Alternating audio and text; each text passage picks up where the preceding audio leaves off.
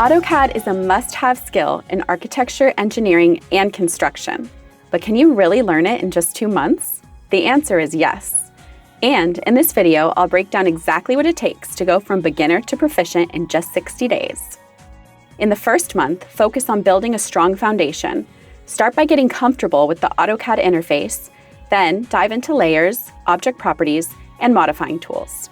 You should also work with blocks, groups, dynamic input, and even get introduced to annotation tools, dimensions, and text placement.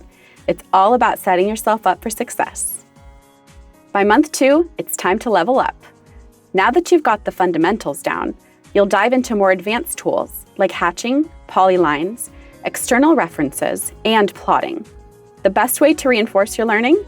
Apply your skills to a real-world project. This hands-on approach will help you solidify everything you've learned and get you ready for professional work.